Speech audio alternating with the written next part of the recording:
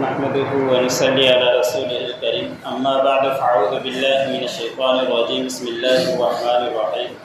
ويقولون سبحان ربنا إن كان وعد ربنا لمفعولا ويخرون للأذقان يبكون ويزيدهم خشوعا قل ادعوا الله أو ادعوا الرحمن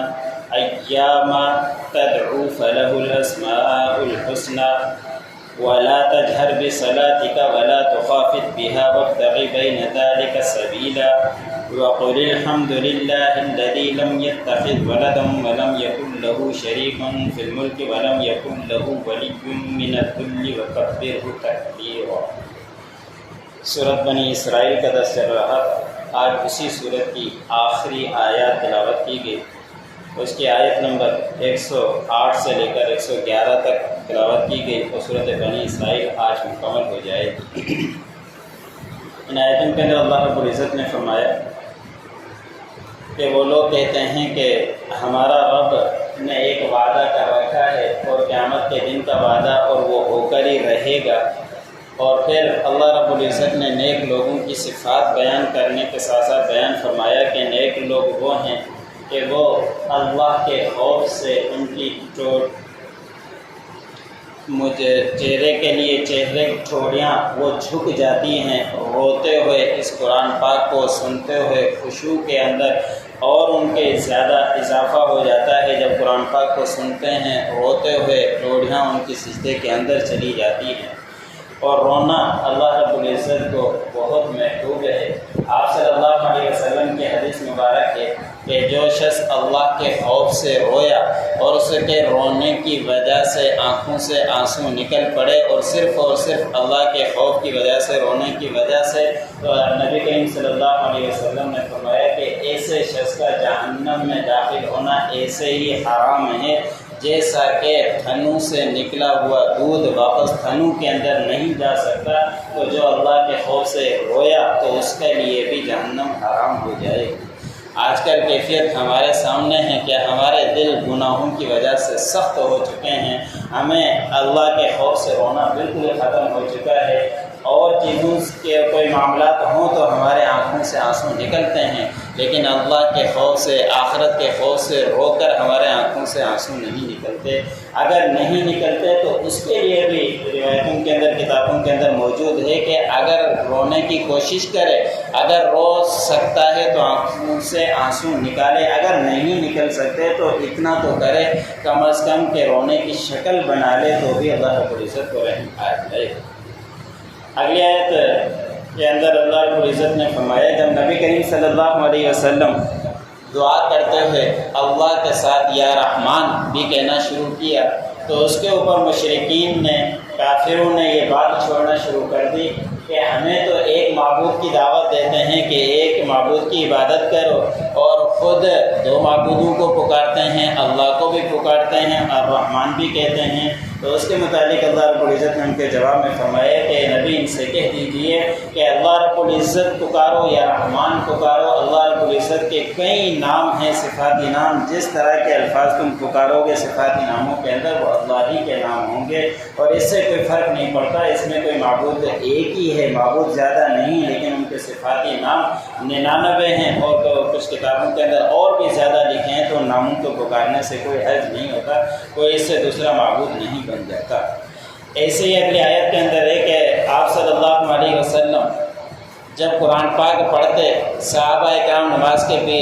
کے دوران صحابہ اکرام پیچھے ہوتے، تو آپ صلی اللہ علیہ وسلم بلند آواز کے ساتھ پڑھا کرتے تھے، تو یہ آواز جب کافروں کے کانوں میں پڑتی تو وہ مذاق اڑاتے اور آپ صلی اللہ علیہ وسلم کے اور اس کو لانے والے جبرائیل علیہ السلام کو برا بھلا کہتے اور عجیب باتیں کیا کرتے تھے۔ تو اللہ رب العزت نے فرمایا کہ آپ اپنی نماز کے اندر آواز کو ہلکا کر لیجئے، اتنا زور سے بھی نہ پڑھیے کہ جو برا بھلا کہتے ہیں وہ کہیں، نہ ہی اتنا پست کر لیجئے کہ سامنے والے کو جو سن رہا ہے اس کو سنائی نہ دے، بلکہ بیچ والا ایک راستہ نکال دیجئے کہ ان کے پاس بھی آواز جائے اور باہر بھی آواز نہ جائے، جس سے وہ برا بھلا کہتے ہیں وہ بھی نہ کہیں۔ ایک ترمذی شریف کے اندر روایت ہے کہ آپ صلی اللہ علیہ وسلم ایک دن تہجد کے وقت باہر نکلے تو حضرت ابو بکر صدیق رضی اللہ تعالیٰ عنہ، عمر رضی اللہ تعالیٰ عنہ کو تہجد پڑھتے ہوئے دیکھا تو حضور صلی اللہ علیہ وسلم نے دیکھا کہ حضرت ابو بکر صدیق رضی اللہ تعالیٰ عنہ بہت ہی پست آواز کے ساتھ پڑھ رہے ہیں،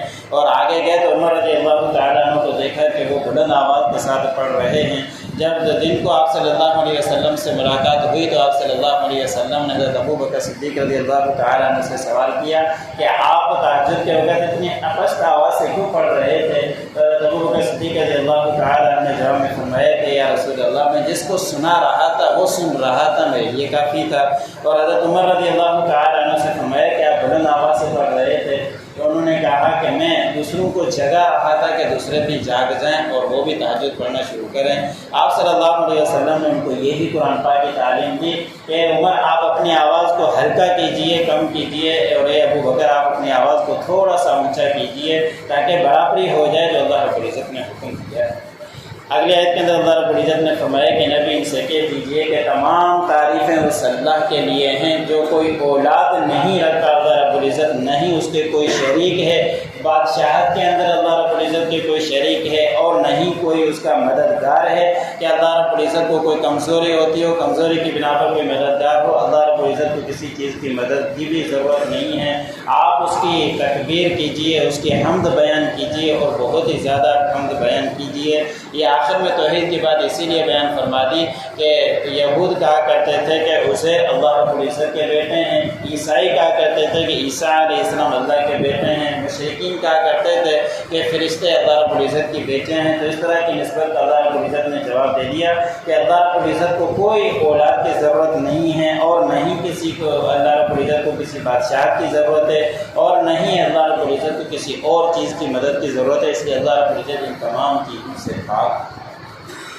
وَيَقُولُونَ سُبْحَانَ رَبِّنَا إِن كَانَ وَعْدُ رَبِّنَا لَمَفْعُولًا، اور وہ کہتے ہیں کہ ہمارا پروردگار پاک ہے اور ہمارے پروردگار کا وعدہ بے شک وہ ہونے والا ہی ہے، وہ کرے رہے گا۔ وَيَخِرُّونَ لِلْأَذْقَانِ يَبْكُونَ وَيَزِيدُهُمْ خُشُوعًا، اور وہ گر پڑتے ہیں ٹھوڑیوں کے بل سجدے کے اندر روتے ہوئے، اور ان قرآن پاک کا سننا ان کے خشوع کے اندر مزید اضافہ کر دیتا ہے۔ قُلِ ادْعُوا اللَّهَ اعْبُدُوا الرَّحْمَٰنَ، کہہ دیجئے کہ اللہ کو پکارو یا رحمان کو پکارو، اَيًّمَّا تَدْعُوا، جس کو بھی تم پکارو گے، فَلَهُ الْأَسْمَاءُ الْحُسْنَىٰ، بس اسی اللہ رب العزت کے صفاتی نام ہیں۔ وَلَا تَجْهَرْ بِصَلَاتِكَ وَلَا تُخَافِتْ بِهَا، اور آپ اپنی نماز کے اندر اپنی آواز کو بلند مت کیجئے اور نہیں پست کیجئے، وَابْتَغِ بَيْنَ ذَلِكَ سَبِيلًا، اور ان دونوں کے درمیان کا راستہ تلاش کیجئے۔ وَقُلِ الْحَمْدُ لِلَّهِ الَّذِي لَمْ يَتَّخِذْ وَلَدًا وَلَمْ يَكُن لَّهُ شَرِيكٌ فِي الْمُلْكِ، اور کہہ دیجئے کہ تمام تعریفیں اس اللہ کے لیے ہیں جس کی کوئی اولاد نہیں ہے اور نہیں اس کے لیے کوئی شریک بادشاہت میں۔ وَلَمْ يَكُن لَّهُ وَلِيٌّ مِّنَ الذُّلِّ وَكَبِّرْهُ تَكْبِيرًا، اور نہیں ہے اس کے لیے کمزوری کے وقت کوئی مددگار، اور اسی پروردگار کی بڑائی بیان کیجئے بہت ہی زیادہ۔